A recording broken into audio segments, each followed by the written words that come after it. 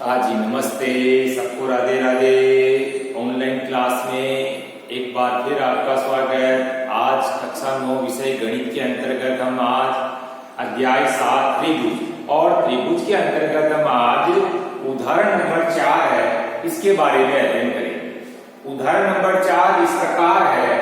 त्रिभुज ABC में कोण A का समद्विभाजक AD भुजा BC पर लंब है।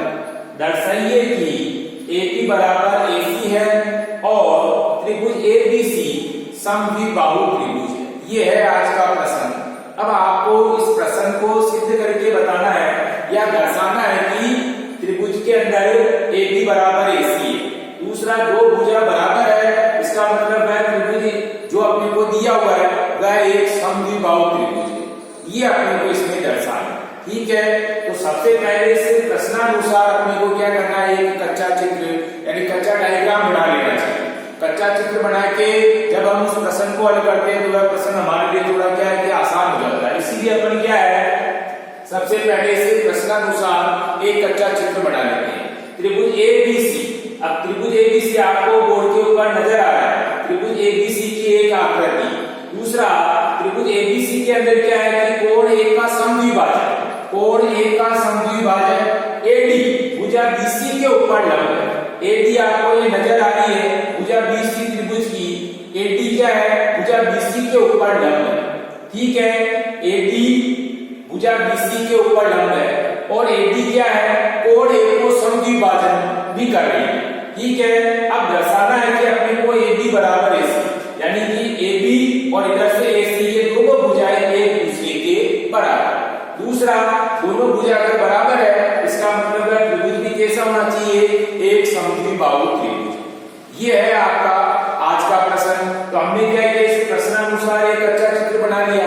अब कच्चा चित्र बनाने के बाद आपको इस प्रश्न को जब अपन हल करते हैं तो उसको सबसे पहले प्रश्न में क्या दिया हुआ है, क्या अपने को ज्ञात करना है और फिर उसके बाद में हल करना उसको, ठीक है। तो सबसे पहले क्या दिया हुआ है, यानी प्रश्न में जो दिया हुआ उसको अपने को सबसे पहले लिखना है। तो दिया हुआ है त्रिभुज ABC में कोण A का समद्विभाजक AD भुजा BC के ऊपर क्या है, लंब है। प्रश्न में अपने को दे रखा है त्रिभुज ABC है जिसके अंदर क्या है, कोण A का समद्विभाजक AD भुजा BC पर लंब है। तो पहली शर्त के अनुसार तो दिया हुआ, ठीक है।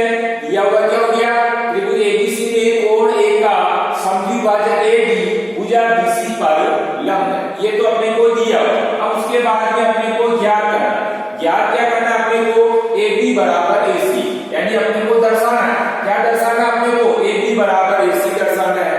और त्रिभुज ABC है वो त्रिभुज ABC कैसा बताना अपने को, जब दो भुजा बराबर होगी तो त्रिभुज ABC उसके अंदर क्या है, समद्विबाहु त्रिभुज है। ये अपने को उसमें बताना है।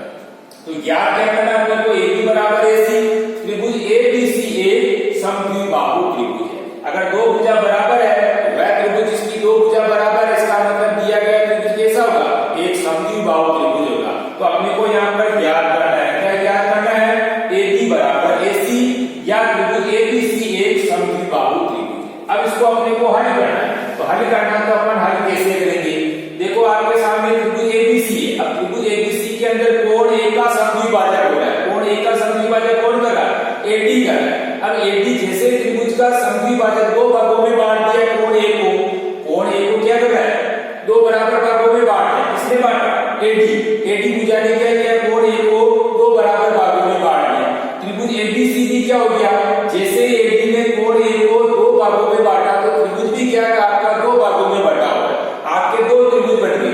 त्रिभुज कौन सा बन गया आपके पास में, तो त्रिभुज ABD बन गया और इधर से त्रिभुज ACD बन गया, दो त्रिभुज बन गए, ठीक है ना। भुजा AD ने क्या किया, कोण A का समद्विभाजन किया। कोण A का समद्विभाजन होने से क्या हो गया, अब ये त्रिभुज ABC है, ये त्रिभुज भी क्या हो गया, इसके अंदर दो भागों में बढ़ गया।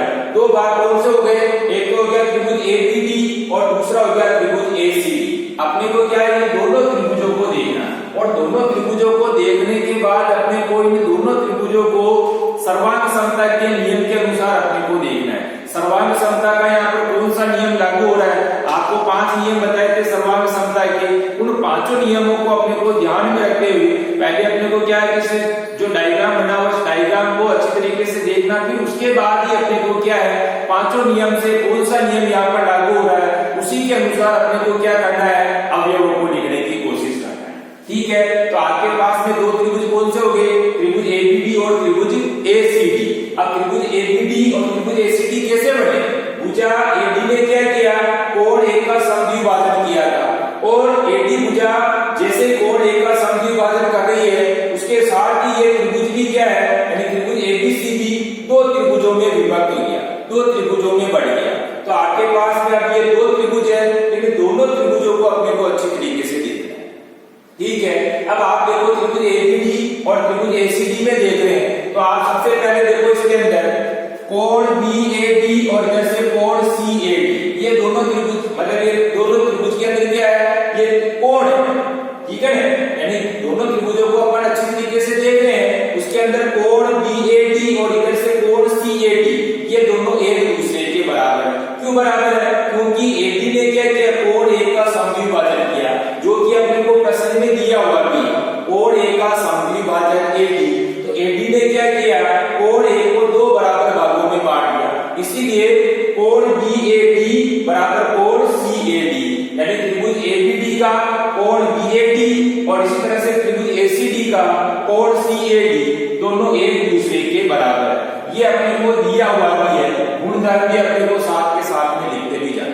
ठीक है, उसके बाद आप देखो एडी, दोनों त्रिभुज के अंदर अपन देख रहे हैं एडी, ये एडी क्या हो गई, ये उभयनिष्ठ भुजा हो गई, एडी बराबर एडी उभयनिष्ठ भुजा, यानी त्रिभुज एबीडी की भुजा एडी, इसी तरह से त्रिभुज एसीडी की भुजा एडी, एडी बराबर एडी उभयनिष्ठ भुजा। ठीक है, उसके बाद वापस देखो आप त्रिभुज एबीडी के अंदर कोण को देख रहे हैं अपन, कोण एडीबी, और इसी तरह से त्रिभुज एसीडी के अंदर भी अपन कोण देख रहे हैं, कोण एडीसी, दोनों एक दूसरे के बराबर है 90 डिग्री का, क्योंकि एडी क्या है, भुजा बीसी के ऊपर लंब है, इसीलिए क्या है, कोण एडीबी बराबर कोण एडीसी कितना 90 डिग्री का।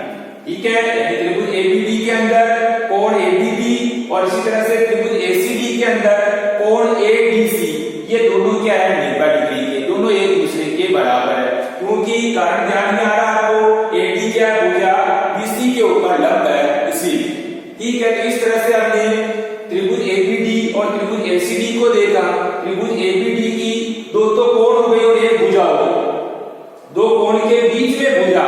इसी तरह से त्रिभुज एसीडी है, इसमें भी हमने क्या देखा, दो कोण और उसके बीच की भुजा, यानी त्रिभुज एबीडी की दो कोण बीच की भुजा, और इसी तरह से त्रिभुज एसीडी यहाँ पे हमने क्या देखा, दो कोण उसके बीच की भुजा क्रम से कैसी आ रही है, एक दूसरे के बराबर आ रही है, इसीलिए त्रिभुज एबीडी सर्वांग सम त्रिभुज एसीडी। अब यहाँ नियम क्या बन गया आपके पास में, सर्वांग समता का नियम बन गया आपके यहाँ पर एएसए सर्वांग समता नियम से, यानी दोनों त्रिभुज जो सर्वांग सम हो रहे हैं कौन से नियम के तहत हुए, यानी नियम कौन सा बन गया आपके यहाँ पर एएसए सर्वांग समता नियम, यानी दो कोण के बीच में क्या आ रही है, भुजा बराबर मतलब बराबर आ रहा है, दो कोण और उनके बीच की भुजा, इसी तरह से इधर भी दो कोण और उनके बीच की भुजा क्या एक दूसरे के बराबर है, इसलिए दोनों त्रिभुज एक दूसरे के सर्वांग सम।